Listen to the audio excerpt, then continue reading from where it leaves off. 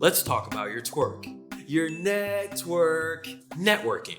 Duh. When it comes to your career, job searching, and even many aspects of your personal life, the value of your network cannot be overstated. In fact, on the job search side, US News estimates that over 70% of jobs are found through networking. So those shots you've been firing by submitting your resume blind, they're not an automatic no per se, but the likelihood you find a job via networking is clearly much higher than otherwise. In this lesson, we'll cover why networking is important for everyone's career, and how to get started.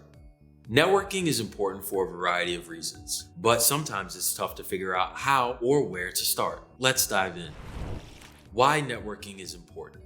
Many people will tell you that the network they've built has been one of the most critical parts of growing their career. Having a strong network can help you in a multitude of ways, and it's never too late to start building one. Oh, and should I mention? Surprise! You already have one. You just didn't know it yet. To define the word network in a professional sense, it's quite literally just the interconnectedness of people. Let's look at a couple ways that can help you career-wise. Learning from others. A lot of the time, people with more experience than you in a certain area will know more about said area than you do. Say you want to learn about marketing, but you don't know where to start. Think about how much you can learn from a seasoned marketer about a career in that space and what your career trajectory might look like 5, 10, 20 years from now. Now, multiply that by 10. After you've spoken with 10 people who work in marketing, think about all that knowledge. It's an incredible opportunity to learn that far exceeds anything online or watching a few YouTube videos, except for onomys. Making connections at companies you're interested in. Do you have a dream company? Or is there a company you're interested in applying to but want to learn more about? I want to work for the Goldman Sachs.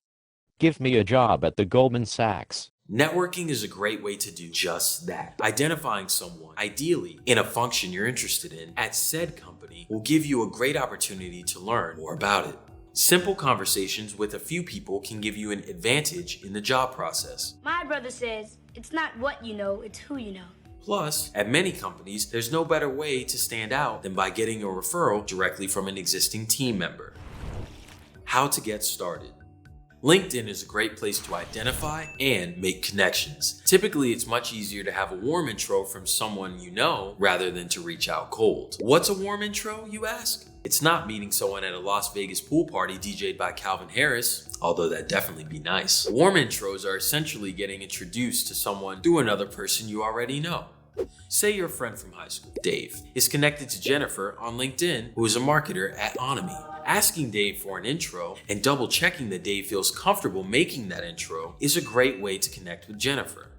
Cold outreach, which is messaging someone who you have no previous connection with, may work as well, but it can significantly decrease the likelihood of getting a response. Everyone who went to your high school or college is someone you have common ground with and is more likely to respond to your outreach, so leverage your school networks. Towson, I love you guys.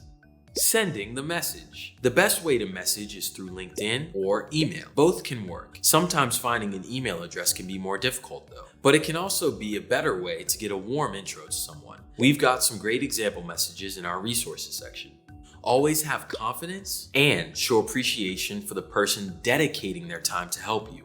Keep the message as concise as possible. Sometimes offering to buy a coffee or a drink is a nice gesture as well. If anyone wants to buy me coffee, my DMs are open. Keep in mind, not everyone responds to the first email or message you send. People are very busy, so if you don't get a response, never be afraid to follow up. Give it a couple days and don't be scared to reach back out with a short reminder. As they say in sales, the money's in the follow-up. And finally, the networking meeting. When meeting someone, always be over-prepared. Come with questions and be clear about your intentions. So what ply toilet paper do you guys have? My last job only had one ply. Do your research on them ahead of time.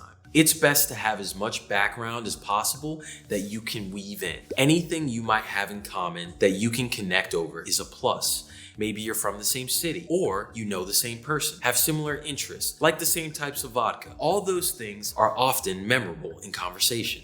Enthusiasm and focus. Actively listen and keep up the enthusiasm. The goal is to form a genuine connection, and ideally, you'll be able to help each other at some point in the future. Send thank you notes and follow-ups. After the meeting, thank the person for their time and reiterate your appreciation. Your gratitude will never go unnoticed. It's often beneficial to follow up and keep the person posted on updates you have. If you're in the middle of a job search and you land a role 2 months later, send them a message and let them know. They'll be thrilled. Did you read an article 6 months after your meeting that reminded you of your conversation with them? Shoot it over. Keep the connection strong. It's the power of the network.